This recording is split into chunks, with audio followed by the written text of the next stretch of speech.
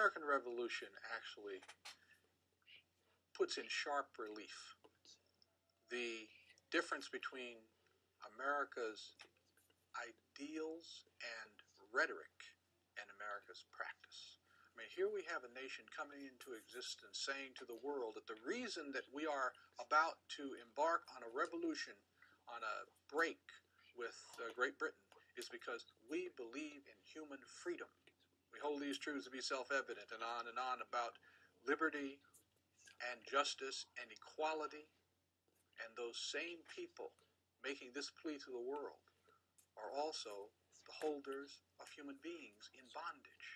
And so to talk about God-given rights that you are now denying to your fellow human beings sets up a particularly difficult contradiction, the great American contradiction between Americans' ideals and America's action. Now that does have a great impact on some places and some people in this new emerging nation. In places in the North where there is slavery, but the numbers of slaves are relatively small compared to the South, and the economic importance of slavery is less compared to the South. In those places, there are movements to abolish slavery, and in some of these northern states, slavery is abolished immediately by constitution.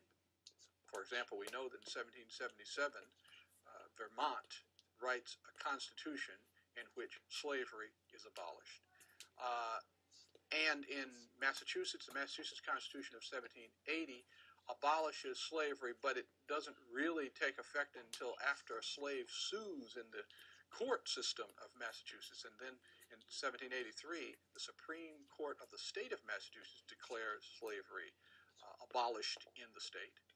But either through these immediate constitutional measures or through gradual emancipation processes in places like New Jersey and Pennsylvania and New York, slavery is disappearing from the North. At the same time, in the South, slavery is not disappearing.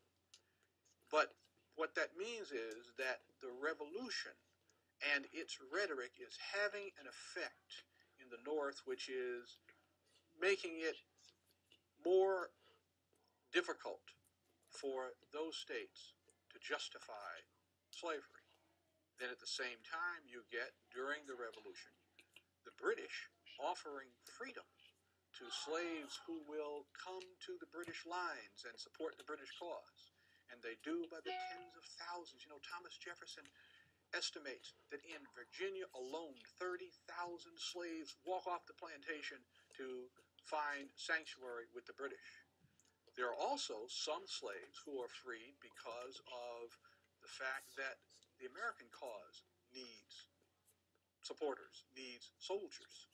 And some slaves that fight in the American Revolution on the side of the Americans receive their freedom. So that all in all, with the numbers of slaves who run away, the numbers of slaves who are freed because of measures that are being put into place in northern states abolishing the institution, the number of slaves who are freed because they are fighting for the American cause, all in all, we find tens of thousands of slaves who are freed as a result of the American Revolution. In fact, there are more slaves freed in the aftermath of the American Revolution than in any other single event until we come to the Civil War.